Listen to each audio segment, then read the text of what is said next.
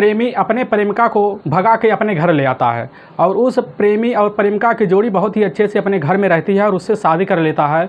लेकिन उनका कुछ वक्त बीतने के बाद 2 साल बीत जाता है, तभी उनके घर में कुछ अनबन होने लगता है, जिसकी वजह से पति जो होता है अपने ही पत्नी की हत्या कर देता है। लेकिन इस जब मामले की जांच पुलिस करती है तो जो सबके सामने निकल के आती है यह घटना, तो पुलिस भी हैरान हो जाती है और वहाँ के लोग भी सुनने के लिए भी हैरान हो जाते हैं। दोस्तों, इस घटना में यह कैसे हुआ, इस घटना की पूरी तरह सच्चाई आप जानने के लिए आप हमारे इस वीडियो को लास्ट तक जरूर देखिएगा। नमस्कार दोस्तों, मैं प्रदीप कुमार आपको इस टेढ़ी बात चैनल पर मैं स्वागत करता हूँ। दोस्तों आज की यह जो घटना है, यह घटना है छत्तीसगढ़ के ही शिवहर जिले के, और शिवहर जिले के पास ही एक थाना लगता है हिरंबा थाना। हिरंबा थाने के पास एक गांव लगता है बनकुला में रहने वाला एक व्यक्ति होता है जिसका नाम होता है सिराजुद्दीन की उम्र होती है उस समय 28 साल। तो वह अपने घर में अपने माँ के साथ वह रहता था। उसका जो पिता होता है वह दुनिया छोड़ के लगभग 4 साल पहले ही दुनिया को छोड़ के चला गया होता है। उस सिराजुद्दीन के माँ का नाम होता है सुलेमा खातून अपने ही बेटे को वहाँ सिराजुद्दीन को अच्छे से पालन पोषण करती थी। तो सिराजुद्दीन के जो घर का खर्चा है वह खर्चा नहीं चल रहा था, तो अपने घर की माली हालत देखकर उसी वक्त जो होता है सिराजुद्दीन वहाँ के ही पास में ही छत्तीसगढ़ के ही भाटापारा जिला पड़ता है। भाटापारा जिला के पास में ही एक बलौंदा बाज़ार पड़ता है। बलौंदा बाज़ार के ही लगभग उसी के सामने ही एक भट्ठा होता है। उसी भट्ठा में वह रिवाजुद्दीन वहाँ जाके भी काम करने लगता है।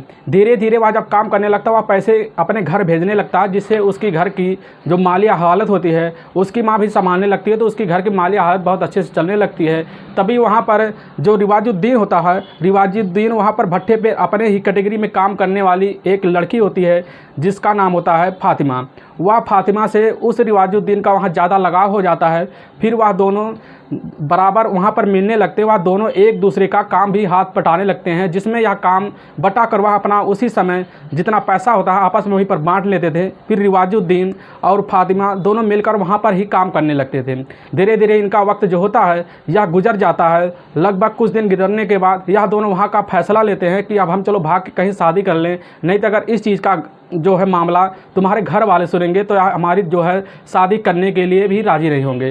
तो मौके पर वहाँ से निकलकर रिवाजुद्दीन उस फातिमा को तुरंत ही भगा ले जाता है। वह अपने घर ले आता है तो अपनी माँ को सारी बात सुनाता है। तो उसी समय वह रिवाजुद्दीन जो होता है उस फातिमा के साथ वहाँ मिलकर अपने घर में ही शादी कर लेता है, और वहाँ जाकर जब शादी कर लेता है तो अपने घर में बहुत अच्छे से रहने लगता है।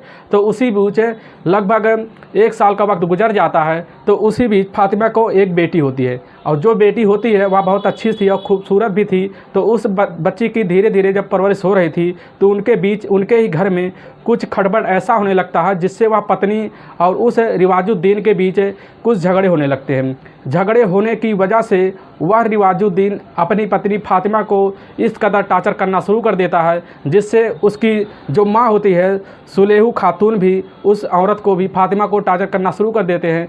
तभी मौके पर वहाँ के आस पड़ोस के लोग यह रोज़ तो सुनते थे हल्ला होता है, लेकिन एक दिन ऐसा आता है जो 6 अक्टूबर 2022 को दिन ऐसा आता है कि उस दिन ज़्यादा घर में हल्ला हो रहा है। तभी वहाँ के लोग को यह पता चल जाता है कि आज इस घर में बहुत बड़ा कुछ होने वाला है। तो मौके पर वहाँ के लोग इस चीज़ से इनकार कर जाते हैं, क्योंकि वह जानते हैं कि ऐसा रोज़ होता है लेकिन इतना बड़ा नहीं हो पाएगा जो यह हो जाएगा। तो भी मौके पर वह जो रिवाजुद्दीन होता है फातिमा को इतनी तेज़ से मारने लगता है कि मारते मारते फातिमा वहीं पर ही दम तोड़ देती है। जब दम तोड़ देती है तो मौके पर वहाँ के लोग जब यह देखते हैं और सुनते भी हैं, तुरंत ही वहाँ के ही गांव के एक चौकीदार होता है, चौकीदार को खबर दे दी जाती है कि इस घर में बहुत तेज़ लड़ाई हो रही है। तो मौके पर जो चौकीदार होता है वह जैसे ही आके घर के पास देखता तो घर में, तो हम मौके पर उसी समय फातिमा की डेड बॉडी वहाँ पर ही नीचे ही ज़मीन पर फर्श पे पड़ी होती है। तो मौके पर वह जो चौकीदार होता है, चौकीदार वहाँ के ही मौके पर ही हिरंबा के पुलिस थाने में फ़ोन कर देता है, जिससे हिरंबा के पुलिस थाने उसी समय आती है और वहाँ पर उसकी माँ और जो वहाँ आदमी होता है रिवाजुद्दीन को उसी समय वहाँ से उठा ले जाती है। उठाने के बाद जब उस फातिमा के बॉडी को उठाया जाता है और उसे वहाँ पर पोस्टमार्टम के लिए भेज दिया जाता है। भेजने के बाद पुलिस यहाँ पूरी तरह से भी छानबीन उनके घर में करने लगती है। करने के बाद वहाँ पर जो फातिमा का आधार कार्ड होता है, तो वह आधार कार्ड मिलता है ज़रूर, लेकिन वह फातिमा नाम नहीं होता, उसमें फातिमा का फ़ोटो लगा होता है। तो पुलिस भी यह देख के चौंक जाती है कि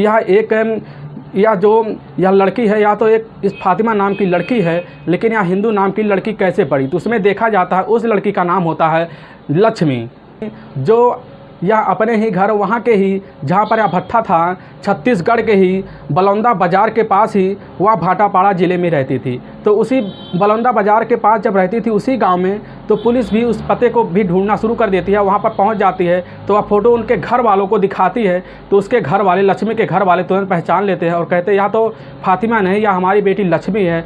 यह लगभग 2.5 साल पहले यहाँ से भाग के गई थी, लेकिन दोबारा यह मुँह नहीं दिखाई और हम लोग उससे नाता तोड़ दिए हैं। तो उससे पूछा जाता है कि माजरा क्या है। तो उसके घर वाले बताना शुरू करते हैं कि हमारा जो उसका पिता होता है, उसके पिता का नाम होता है पुनीराम, और पुनीराम के पत्नी का नाम होता है संतोषी राम। संतोषी राम के जो औरत या चौथे नंबर की लड़की होती है, यही लड़की लक्ष्मी होती है, जो यहाँ से अब फरार हो चुकी है। मौके पर इनकी घर की इतनी माली हालत इतनी सही थी, इसीलिए जो लक्ष्मी होती है भट्ठे पे काम कर रही होती है। तो मौके पर पुलिस जब जांच करने लगती है तो उसी समय उस जो होता है मौके पर जो होता है सिराजुद्दीन, वहाँ पर जब थाने में पहुँचे जाते हैं तो सिराजुद्दीन से जब पूछताछ करने लगते हैं तो सिराजुद्दीन यह पूरा कबूल लेता है कि हमारे घर में जो खटपट हो रहा था या वह हमारी बीवी हमें छोड़ के जाना चाहती थी, इसी वजह से हमारे बीच ज़्यादा दराव, हमसे सोचती थी तलाक ले ले, क्योंकि वह गलत जगह पर आके हमसे फंस गई थी। इसी वजह से हमारे घर में ज़्यादा ही अनबन होने लगा था और उसको हम मना कर दे तो हमें छोड़ कर नहीं जा सकती, हमारी ज़िंदगी में दूसरा क्या ही बच्चे का पोषण पालन कैसे होगा। तो इसी वजह से हम लोगों ने उसको ज़्यादा ही टार्चर करना शुरू कर दिया। एक दिन हमारी माँ इतनी ज़्यादा गुस्सा हो गई तो हमें खरी खोटी सुनाने लगी। उसी वक्त वहाँ पर एक धारदार हथियार रखा हुआ था, हथियार उठाकर मौके पर ही उसी समय हम फातिमा के सर यानी कि लक्ष्मी के सर पर उसी समय वह व्यक्ति मार देता है, जिससे उसी समय वह लक्ष्मी की उसी समय मौत हो जाती है। तो मौके पर जब यह गाँव वाले सुनते हैं तो वहाँ पुलिस को बुला लेते हैं। जब यह सारा मामला जो होता है उस रिवाजुद्दीन के मुँह से सुना जाता है तो पुलिस उसी समय उसकी माँ और रिवाजुद्दीन को अरेस्ट कर लेती है, उसी समय एक लंबे सज़ा के लिए भेज देती है। दोस्तों, आप इस घटना के बारे में क्या कहना चाहेंगे? दोस्तों, इस घटना से क्या आपको सीख मिली, जो भी आप कहना चाहेंगे हमारे इस कमेंट बॉक्स में जरूर कहें। दोस्तों, इस घटना का मकसद हमें आपको ठेस पहुंचाना नहीं है, बस आपको हम सावधान और सतर्क करना चाहते हैं। इसलिए जहां भी आप रहे आप सावधान और सतर्क जरूर रहें। दोस्तों, अगर आपको यह वीडियो पसंद आ रहा है तो इस वीडियो को ज़्यादा से ज़्यादा शेयर और सब्सक्राइब जरूर कीजिए, जिससे हम आपके बहुत आभारी रहेंगे। फिर मिलेंगे नेक्स्ट वीडियो लेके, तब तक के लिए राम राम, जय हिंद दोस्तों।